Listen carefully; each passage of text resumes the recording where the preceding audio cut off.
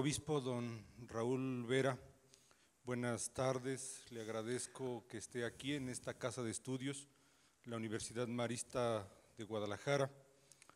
Bienvenido a este espacio por convocatoria de Somos Más 43 Maristas, un colectivo de alumnos con preocupación en el tema de los derechos humanos en el marco de la situación de violencia sistemática de estos en nuestro país. Muchas gracias por estar en esta casa y por ofrecernos una palabra esperanzadora, lúcida sobre la situación de nuestro país. Muchas gracias por este espacio de diálogo. Yo agradezco también la oportunidad que me dan de convivir con ustedes y de unirme a los esfuerzos que están haciendo aquí en la Universidad Marista para crear una cultura de respeto a los derechos humanos, respeto y promoción de los derechos humanos. Con muchísimo gusto he venido y he disfrutado mucho, me ha esperanzado mucho estar en medio de el cuerpo académico y de los estudiantes de esta universidad. Muchas gracias. Permítame preguntarle respecto de dos asuntos particularmente. Sí.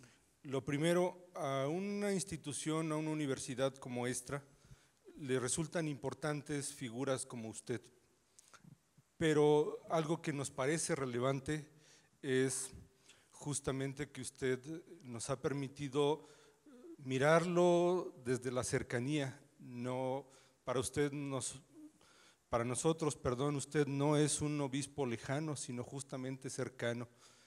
En ese marco resulta fundamental preguntarnos quién es Raúl. Sabemos que de su persona se dicen muchas cosas. Por ejemplo, se dice que es un obispo inquieto, hay quienes dicen que es un obispo rojo o rojillo, algunos lo califican de un obispo intransigente, pero en nuestra lectura también cabe pensar en que es un personaje auténtico, congruente y sincero. Se dicen tantas cosas de usted, señor obispo. Yo le pregunto a usted mismo, ¿qué dice de usted? ¿Quién es Raúl Vera? En primer lugar, Raúl Vera es un fraile dominico que decidió, al momento en que acepté lo que el Papa Juan Pablo II me pedía a través del nuncio apostólico en México, pero me lo dijo, el Papa quiere hacerlo obispo en Ciudad Altamirano. En el momento en que acepté, yo decidí ser un dominico, fraile dominico, que desde ese momento en adelante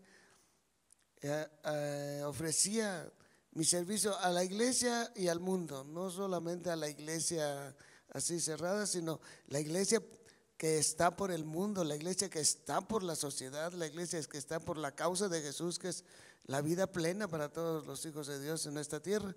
Entonces, yo así me considero, soy un dominico que presta en este momento el servicio de obispo. Ahora, ¿por qué digo soy un dominico? Porque Santo Domingo de Guzmán, cuando fundó la Orden de los Dominicos,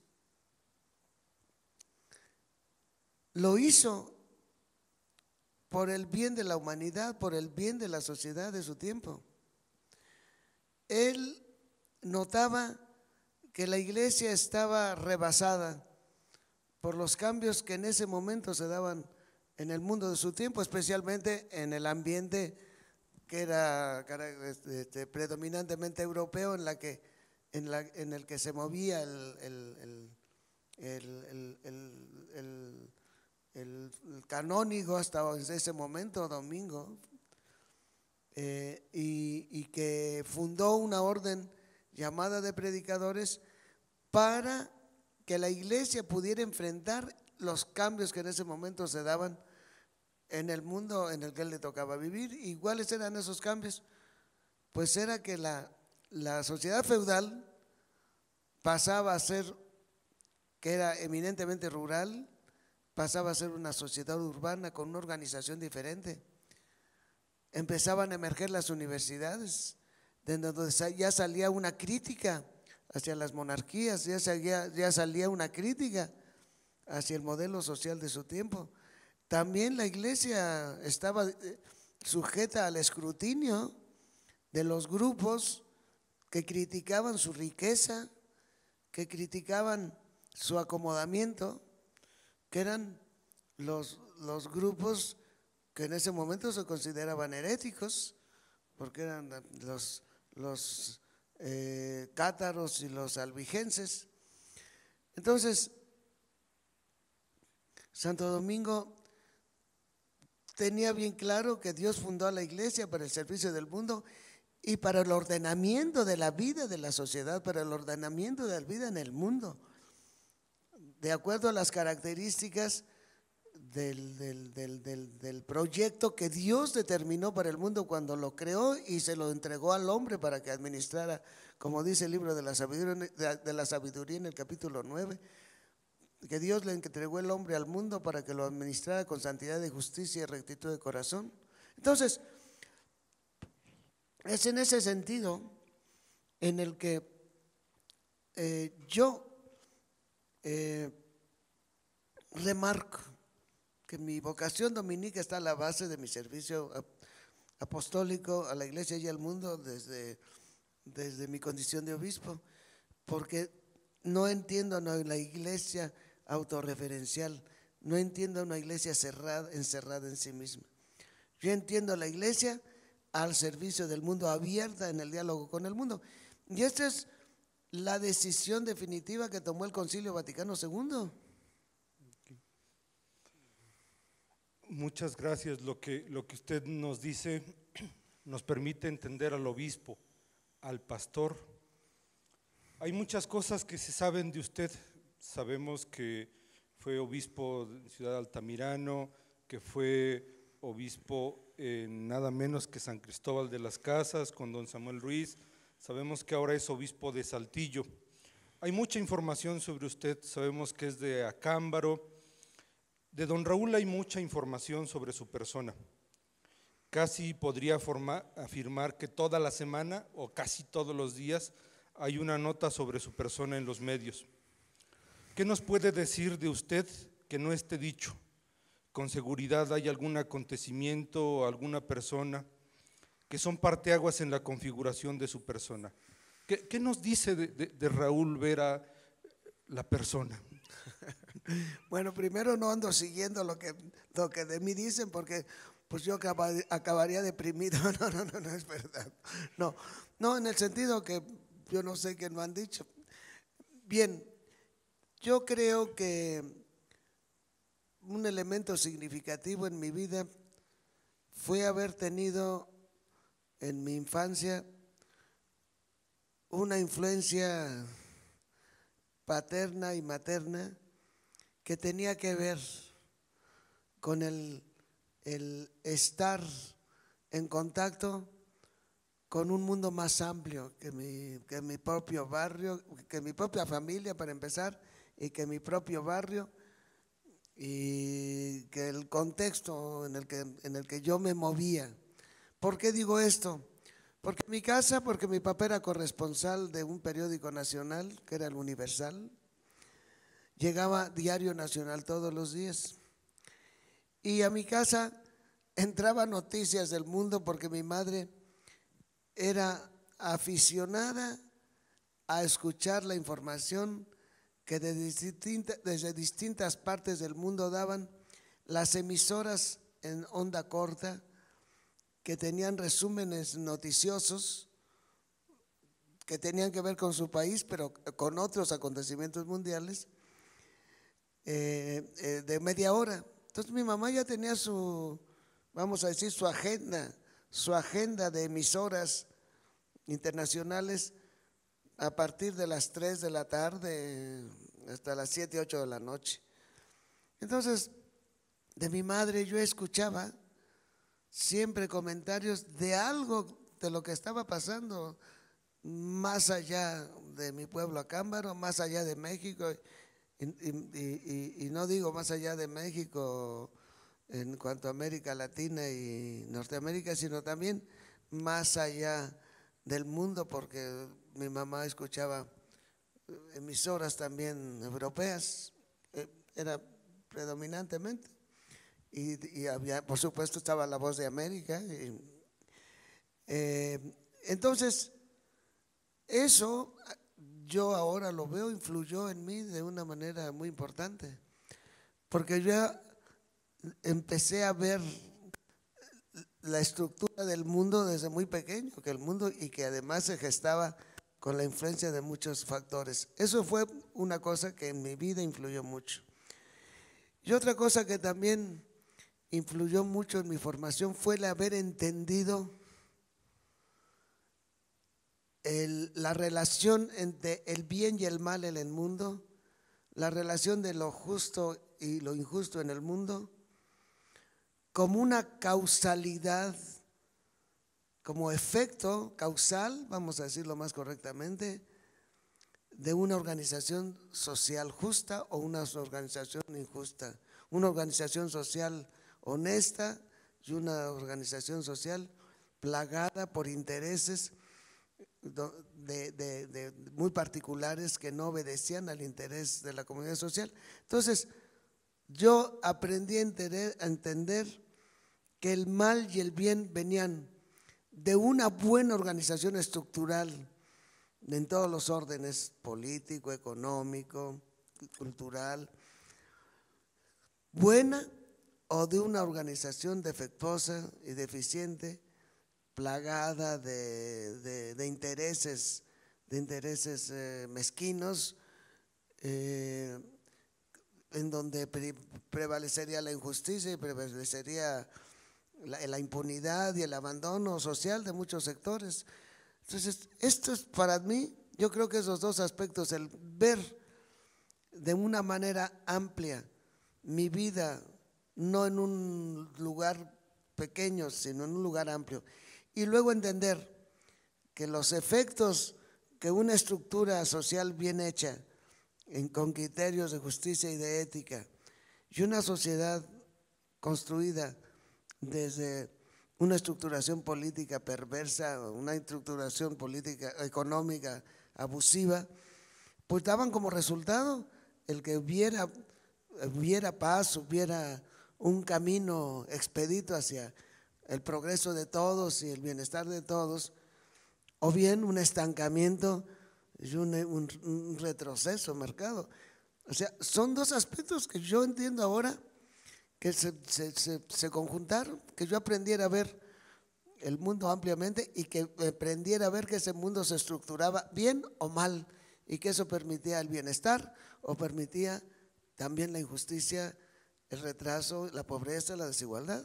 Estas cosas no las veía tan ágilmente como hoy las veo, pero en mí ya estaba un principio muy concreto que yo lo descubrí, que me hizo mucho bien cuando entré en contacto con los dominicos de la parroquia universitaria, que se esforzaban por sacarnos a los estudiantes de una visión aburguesada de nuestra carrera y nos llevaran a ver el organismo social en el cual íbamos a trabajar nosotros, y que nosotros fuéramos factor de las cuestiones positivas que hacían de ese organismo social, digámoslo así, un instrumento de vida para todos, de vida plena para todos, o un instrumento de retraso y un instrumento de muerte, un instrumento de… Esto estaba ya en un germen muy fuerte en mi formación desde la infancia, la adolescencia, y luego entro a la juventud. Ya la juventud me toma dentro de la universidad, pero al lado de la universidad estaba la parroquia universitaria, en donde este aspecto del mal o el bien que se producía desde una estructura social estaba muy marcado en mí. Esto ha sido muy definitivo en mi manera de leer la historia. Muchas gracias por la lucidez con lo que lo plantea, porque justamente nos permite ver que son improntas, las dos que nos señala. Yo pensaría, agregaría que justo su formación como universitario fue otra. Lo que dice su trayectoria, su biografía, es que el 68 lo marcó. Sí, es verdad. Lo que uno escucha y que uno ha escuchado en este mismo foro por la mañana, es que a usted lo marcó don Samuel Ruiz. Seguramente ahí hay otra impronta que nos permitirán entender quién es Raúl Vera. Un asunto que me parece que es fundamental es, en el marco de lo que nos ha hablado, de la situación de violación sistemática de los derechos humanos y de la propuesta que nos ha presentado de un constituyente alternativo, usted ha afirmado la relevancia de la educación. Los procesos educativos resultan fundamentales, particularmente en el tema de la construcción de la ciudadanía. Una universidad como esta, la Universidad Marista de Guadalajara, tiene en el centro de su misión formar virtuosos ciudadanos. Esta fue una encomienda de Marcelino Champañán. Yo quiero preguntarle de manera muy particular, ¿qué papel le tocan no solo a las universidades en general, sino a universidades particulares como la nuestra? ¿Qué tendríamos que hacer? ¿Qué nos toca a los docentes y qué les toca a los alumnos y particularmente a este colectivo que lo ha convocado? Yo la virtualidad importante que le veo a este colectivo, de esforzarse por atender a las víctimas y parto de un hecho que no es nada más un hecho extraordinario, es un conjunto de hechos, como yo traté de mostrarlo. O sea, Ayotzinapa siguió a Tlatlaya y a Tlatlaya siguió a Patzingán, que acaba de suceder en enero de este año, 6 de enero. Entonces, yo considero que los muchachos en este momento tienen que descubrir el alto potencial que en primer lugar ellos tienen con toda una formación universitaria, porque eso es la universidad, la que amplía nuestro conocimiento, la que amplía nuestras miras. Una verdadera formación universitaria es la que nos hace ver de manera más integradora la realidad. Entonces, yo creo que es importante que los chicos, los estudiantes, descubran que esa amplitud de miras a la que les abre la universidad no las encierren nada más en una mirada egoísta, en una mirada a corto, mediano y largo plazo para su vida personal. Es muy importante que ellos desde su carrera enfoquen su conocimiento a el bienestar no de ellos como pequeños burgueses que tienen derecho a un buen salario, a una vida cómoda, al mayor bienestar porque se han quemado las pestañas. Eso sería una mentalidad muy egoísta y muy pobre. Entonces, los estudiantes tienen que entender que entre más reciben, más tienen que dar y que no son superiores por el hecho de acceder a la ciencia, no son superiores a nuestros pueblos originarios como son los pueblos indígenas, a los pobladores del campo que son los campesinos, que son la mayor parte proceden de nuestros pueblos originarios, aunque ya no vivan dentro de esa cultura, pero siguen siendo culturalmente parte de nuestros pueblos originarios.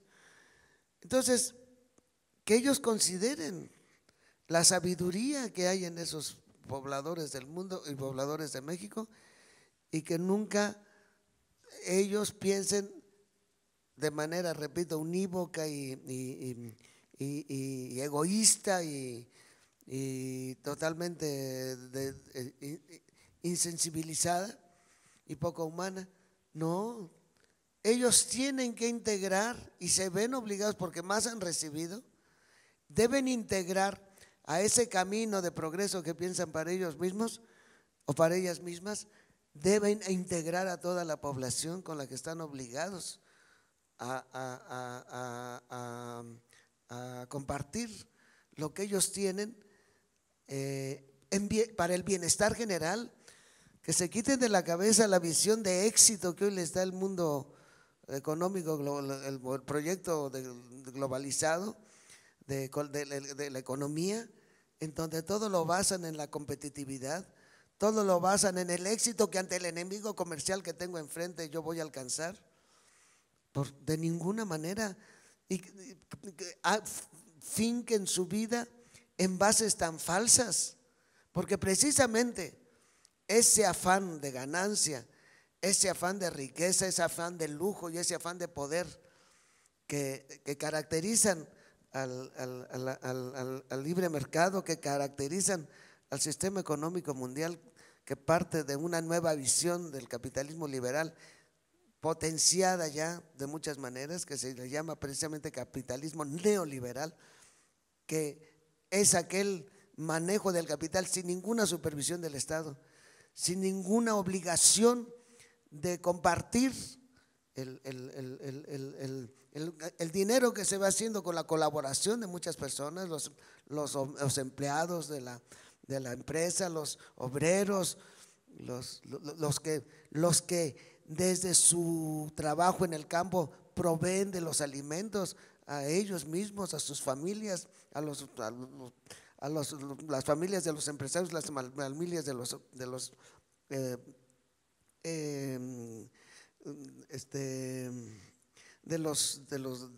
obreros mismos. Luego también pues la energía eléctrica que consume una empresa, el agua que necesita una empresa, los servicios que necesita una empresa de tantos empleados para comercialización. Toda esa gente tiene familia, toda esa gente tiene derecho a la vida digna. Entonces, de ninguna manera podemos entender que los estudiantes que emergen que salen de nuestras universidades nacen para unirse a las élites y hacer de los privilegiados, no sé en qué nivel. Un estudiante no va a ir al nivel del empresario, pero no pueden pensar así, tienen que tener una visión global en donde todas las personas que trabajan para que esta nación tenga los medios para producir y para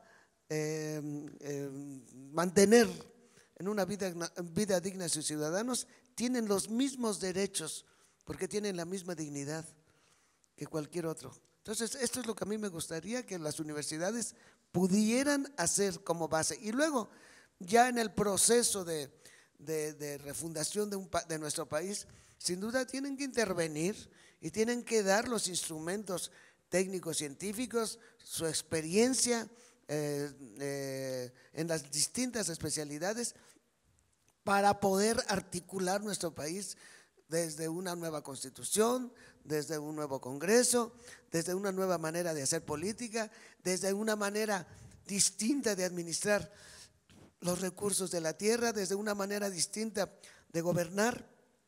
Las universidades tienen que proveer de la sabiduría necesaria, de la ciencia necesaria para romper con todos esos esquemas que justifican el despojo, que justifican la exclusión de tantas personas, que justifican la explotación y que están justificando el día de hoy la complicidad con los grupos del crimen organizado, porque los ven verdaderas empresas. Esta mentalidad yo querría que cambiara. Padre Obispo Raúl, muchas gracias por tus palabras. Será necesario que las discernamos entre la comunidad de docentes, entre la autoridad. Te agradecemos mucho que hayas estado este día en esta universidad. Muchas gracias por tu presencia cercana. Gracias en nombre del colectivo Somos Más 43 Maristas. Muchas gracias, Padre. Gracias.